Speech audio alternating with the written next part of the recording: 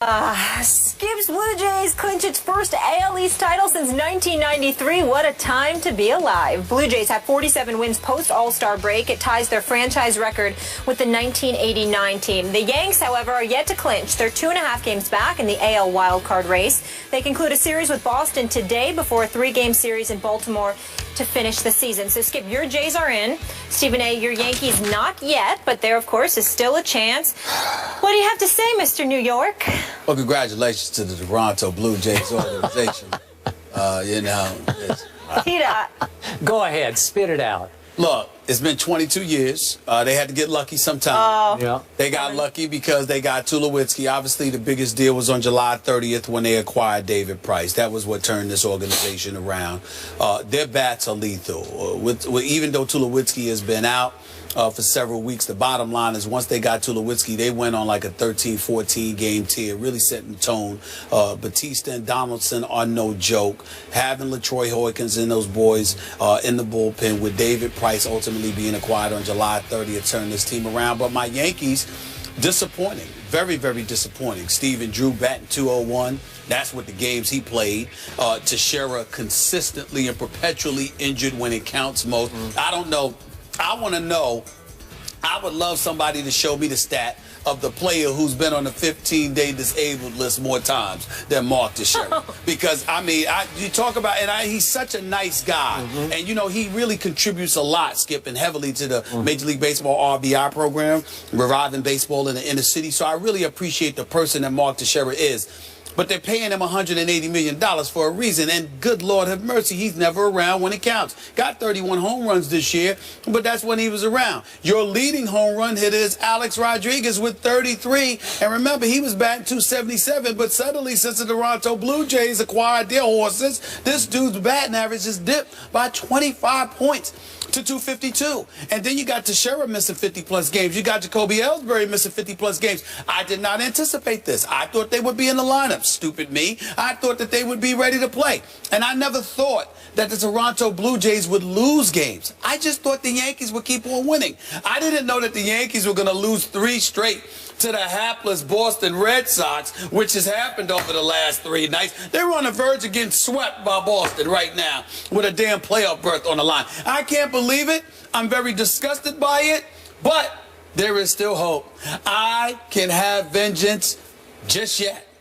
Because remember that the likelihood is that the Toronto Blue Jays are going to have to play the wild card team.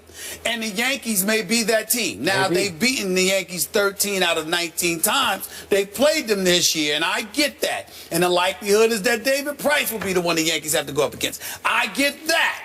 But all I'm trying to say is that these are the Yankees we're talking about. Are they? Are you sure? There's still hope. Listen, I'm going to tell you, this Yankees team has proven more than any that these are the Yankees. The greatness of the Yankees, the tradition that they have. The Yankees, this is why.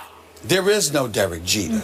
There's no Paul O'Neill. Back in the day, there's no Greg Nettles, Reggie Jackson, Willie Randolph, Mickey Rivers, Chris Chambers. All of these boys are gone. Yet Yogi Berra, Mickey Mantle, that's right, Whitey Ford, Babe Ruth, don't forget Lou Gehrig. I don't know about Babe Ruth. I don't want to talk about Babe Ruth, the most glorified runner-up in history. But you know what I'm saying. All I'm trying to say to you is this. In the end, there is still, even in the aftermath of the great Derek Jeter's departure, the Yankees still find themselves relevant at this moment in time. I am very disappointed with what I have seen from them over the last couple of weeks, where they've lost like 5 of their last 8 games at a key pivotal stretch. I am disgusted. CC Sabathia went down. I forgot about him. Tanaka was injured. Haven't seen him much. Ivan Nova and Pineda and those boys I've got to rely on. I'm very disgusted. And Adam Miller, I know you don't have to be I know you ain't Mariano Rivera. There's only one. But I literally saw a game that the Yankees won last week in which Adam Miller gave up a home run in the 9th and then gave up another one in the 10th. He did. And they still won that game. But that is not a closer, okay? So I am very, very disgusted, perturbed, upset, whatever word you want to use about the Yankees. But having said all of that, look at them. They're still alive. They're still alive, still in position to wreak havoc. We all know Toronto deserves to be the favorite. Yeah. But that doesn't mean they will capitalize on this. The regular season is one thing. Palms get a little sweaty. Backsides get tight. Okay. Come postseason time, I gotta write that down. we shall see. Okay. Are you finished rationalizing what just happened? I was finished telling the truth. He's keeping hope alive. Okay. Spitting facts. That's what I was doing, but go ahead. All I have to say today is fly, Blue Jays, fly. Oh, my goodness. I'm going to remind our viewers that when I made that fairly bold prediction, Yeah. because the New Jays, as I called them at the time, had added David Price of Vanderbilt University, your Yankees were 6 games ahead of, quote-unquote, my Blue Jays. So that was a pretty strong prediction that I made. But I made it because I just don't trust your Yankees because they ain't your Yankees anymore. They've lost their backbone, their mystique. They're all living in the past the way you are. They wear the pinstripes like they're going to bring some magic from night to night, and there's no magic to be found. I think the magic just went north to Toronto because they keep pulling off big win after comeback big win. So my question to you is, and by the way, before I get to this, I told you your Yankees should be even further ashamed if they couldn't close this deal after Tulowitzki went down for the whole stretch run. Teixeira went down too. There was no Tulowitzki. Well, who's better, Tulowitzki or Teixeira? Well, who's more valuable to the team because the Yankees don't have much, so they needed Teixeira. Oh, they don't have much. They You don't. just admitted it. They don't. Oh, okay. Hold on, wait a Now minute. we know they don't have much. I said, but you got Teixeira's all they have? You got your 2 horses. You needed one of them, Skip. Oh, okay. Listen. It's like this. Well, you just told me they're going to wreak revenge. What I was with saying what? to you is that you got supplementary parts that show up the Chase Headleys of the world and others that can show up with their moments. What I was saying But you got was... to have the 2. That's right. What I was saying was, what you got is the 2 guys that are supposed to show up for you, man. Yeah. I mean, I didn't know that. Yeah. I should have known, but I didn't know Yeah, you that did. one would fall off the wagon and Yeah. dip 25 points in his batting average, and the other guy would just be on a 15-day disabled list, maybe for about the 13th time in his career. That's true. It's ridiculous. It is ridiculous. But this would be even more absurd.